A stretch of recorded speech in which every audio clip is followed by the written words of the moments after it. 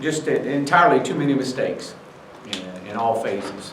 Going back and looking at it on video, we knew we were going to have to be flawless to go down there and have a chance to get that game into the fourth quarter. We were going to have to play our best football of the year over the last 2 weeks, and in particular last week, and we were unable to do that. Entirely too many mistakes in all phases. You can't put yourself behind that quick against an excellent opponent, and we did. And there were some positives. I thought our entire team fought. They gave great effort all the way through. There was no quit. Traylon Burks, you can look at one play and see it, sum it up. Traylon Burks on interception and watching his effort as he ran and gave great effort diving at the 1 yard line. And that's that's a challenge to all our players to continue to push, to give effort in all phases like that. And we got guys that are, and they're fighting hard. We got an opportunity to get some guys some more reps in the second half. They did show some improvement, flashes of improvement, but again, we've got to continue to develop these guys. We're going the month of November with 4 games remaining. 3 of the 4 in front of our home crowd. And our guys were back in here last night, ready to go. Get back at home this week. Our focus is just getting this football team better through the month of November. And ready to play Mississippi State this Saturday. Mississippi State comes in as a team that's much better than their record. They've lost their last 4 games, but they got one of the best running attacks in the SEC. They got the league's leading rusher and a quarterback that's extremely mobile. And as I said, one of the top rushing attacks. They're very creative on defense as far as the pressures that they bring. They got 6 offensive starters back, as again, Hill is an extremely gifted and talented running back, just a junior. He's shifty, he's powerful, and that combination with him and Garrett Schrader, the true freshman quarterback, definitely make that a very, very tough running attack. And defensively, they got 3 returning starters. Their linebacking core is very sound. They're athletic. We're going to have to just continue to get better. And as I say each week, we got to focus on how we play more than who we play. And this is no different this week. With that, I'll open up for questions. Raise your hand. We'll get a mic to you for questions. Go ahead, Coach. How much has the issues at quarterback affected just everything going on with this team not being able to get a lot of offense going on?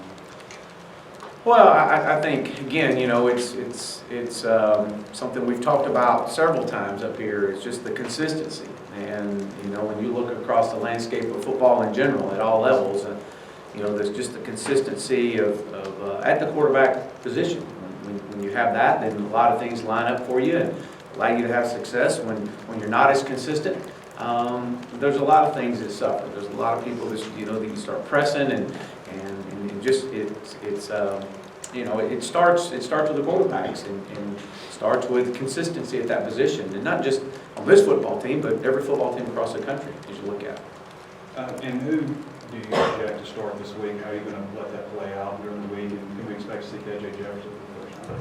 Well, first of all, we're going to win this football game this week, and whoever we feel like is the best opportunity for us to win that game is first and foremost who we're going with. I don't know that right now at this point, but I do know that all options are on the table, and we would love to have an opportunity to get some more of our younger guys in at times. But we're going to win a football game, and that's our approach. I saw Dorian Gerald tweeted out, playing might come back November 19th. Can't come fast enough. How's he doing it? Is he talking about coming back to practice, maybe play at the end of the year? What, you know what that means? No, he's done for the year, and I do know that I know he's got a follow-up doctor's appointment at some point late November, and that may be what he's doing. And then could you update us on, I guess, Adcock and Clary and McClellan, I guess, was out, and just anything going on injury-wise? Yeah, we anticipate Ty Clary being back with shoulder. We anticipate him being back. Kirby, right now, is doubtful. Austin Capps is another one that we'll see if he's back. It's kind of a day-to-day with him. I met with Colton Jackson just a little bit earlier, and Colton has really struggled with getting healthy and staying healthy, and it just seems like something continues to reoccur. And he and his family have made the decision that he's gonna step away from football, and he's very upset and frustrated that can't get healthy and stay healthy, and so I think he's realized that while he will still be a part of us and still be around and helping our younger guys out, he's made the decision to step away. Chad, what would you say about Nick's confidence level right now? What's the difference between Nick Starkel against Colorado State and then the Nick Starkel the last couple of starts he's had? Well, I definitely think that you could see that there is some confidence issues. I think that, but it's just, there's a lot of factors that come into play. I mean, he's obviously played against a really good defensive secondary last week, and we knew that. But I do think that just our offensive struggles, our inability to get things going, turning the ball over is definitely I think it is something you're going to have to work through, and at that position you've got to continue to work through those tough times, and that's kind of where we're at. With Colton, I think we talked last week about how tough that had been for him and you guys, and now with him, did this decision surprise you? Can you see where he's coming from? And just how tough is that when you lose a guy you're expecting to be an anchor on your line for you? Well, it's really tough. It's understandable. He and I, we've been talking for a few weeks now, and we've been talking with Coach Fry and his family. Just the frustration aspect of him not being able to get healthy and stay healthy. If it was his back or if it was his foot, it was always, there was something that kept reoccurring. And last week he shared a little bit with me that he was spending a lot of time talking to his family about what's next for him, and because it was going to be probably another, if we could get him back healthy, it would probably be another week or so before he get back in. And so he came in today, and we had that discussion. He and his family had spoken. So I know he was very disappointed and very upset that he was unable to finish. Chad, the way the Mississippi State game went down last year, I would have to think that the motivation levels for your team, could you talk about just how motivated you might be to make up for last year? Well, an opportunity, first of all, to come back home. I mean, we knew the two opponents we were just fixing to play, or just played, and continue to focus on getting better. But to come back home and play in front of our home crowd Saturday afternoon, that motivated enough. And then you look at Mississippi State, and we traveled down there last year and didn't go like we planned, and everybody in this building knows what happened, and so I think these guys are going to be motivated to get back in here just to continue to get better and continue to build. Chad, there's been a lot of concussion type injuries, head injuries and stuff with offensive line this year. Is there anything that you can pinpoint to that, or is it maybe the technology you're using that's maybe recognizing it better, or anything that you can point to?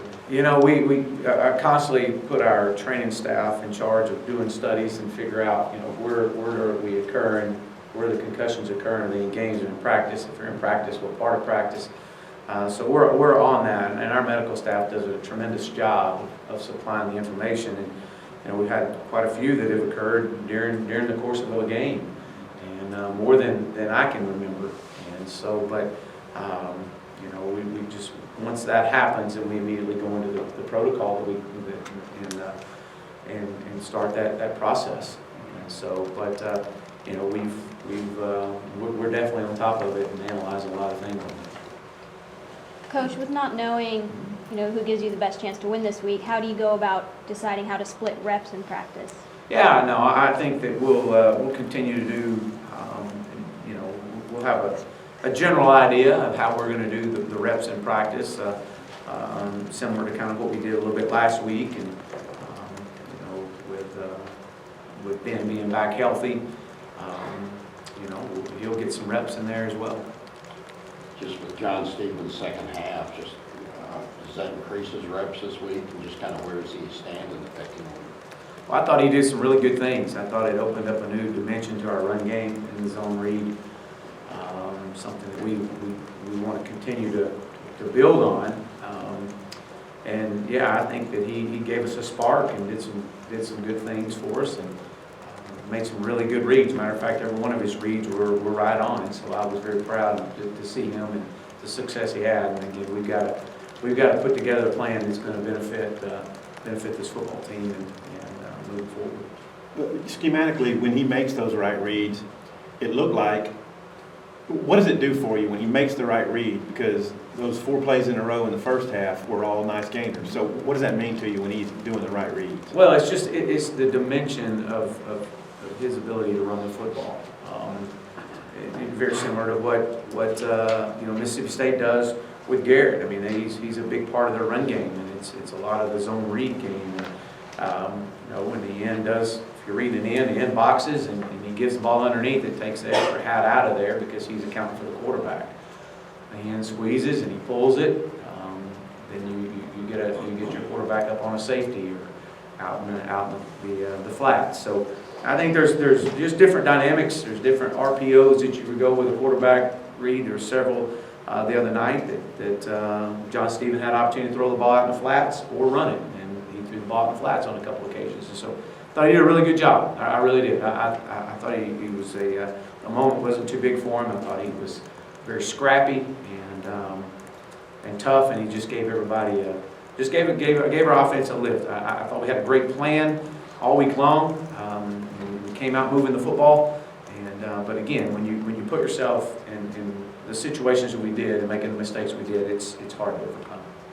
Ben's shoulder, I mean, is it healthy enough now to where if you decide he's the best option, we could start, or how's his shoulder? Yeah, I mean, if we believe he's back, he got better as the week went, and would have been ready to play Saturday if we needed him in a kind of a last chance situation for him. But I anticipate him being fully healthy this week and ready to go if that's what's called on him. I know the depth charts get done early, but Cole's still on here. Who Yeah. slides in at left tackle with Myron on there? Yeah, we've worked Shane over there. It's kind of a rotation. Brady Latham's worked in there. Brady got some playing time the other day. Brady's also worked some left guard, and so that's kind of where we're at. Whether it's been Ben or Nick at quarterback, it seems like y'all have had a lot of passes knocked down at the line of scrimmage. Do you know what the cause of that is, or if there's something that's going on there? As far as I know, especially after watching Saturday's game, I thought they did a great job when they didn't feel like they could get a rush on us, or they did, and we were going to get the ball out quick, that they were just going to stop, redirect, and get up and try to bat a ball down, and try to get in our passing lanes. That's kind of what's happened there.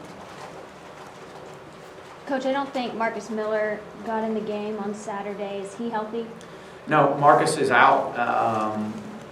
Marcus had knee surgery on Friday, and so he'll be out for the rest of the year.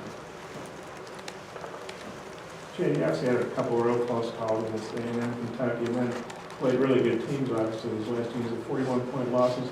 Do you see that as like a step back, or what does that do to a team's confidence when they've been right there to win and then they get blown out? Well, really good teams, obviously. Yeah, and something that we've talked about as a football team that is we went into last week, we knew that they've been the measuring stick for college football for many years, and we were going to get an opportunity to measure where we are.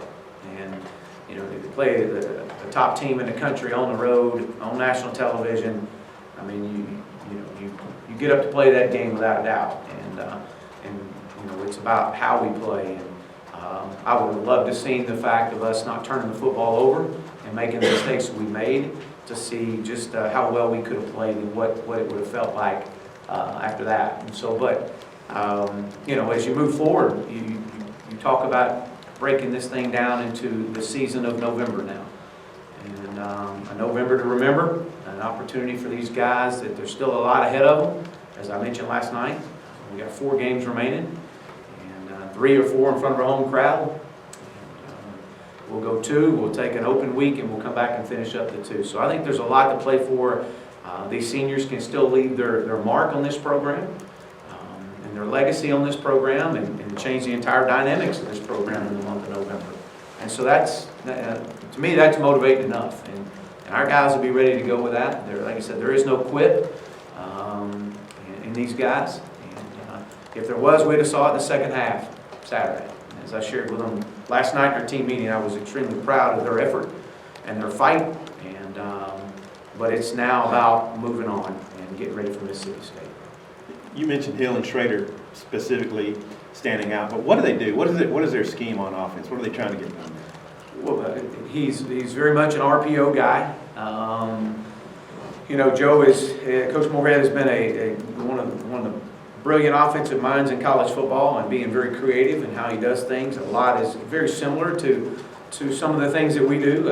You know, opportunity to get the ball out in the flats, or maybe it's a quarterback counter off of it. It just depends on how you load the box or unload the box from a defensive standpoint.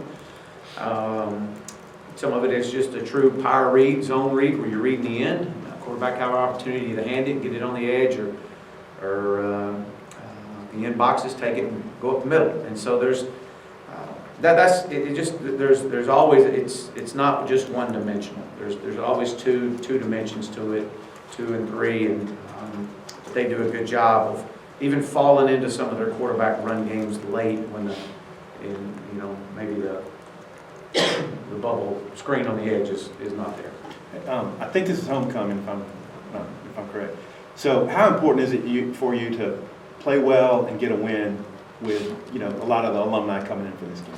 Well, each and every week is important to play well and get a win, and that's what we go after every week. And so this week is no different than that. This week is an opportunity to come back home, entering the month of November with an opportunity to change the dynamics of this program 1 week at a time, and just us focusing on getting better. And that is truly our concern and our focus right now, is getting this football team better for Mississippi State for this Saturday. Chad, I might have missed, when you talked about injuries earlier, did you mention McClellan and what his deal was and what his... Yeah, he should be back and ready to go. We just made a decision, just make a change right there. Okay, so you went... No. Okay. Any more questions for Coach Morris? Thank you.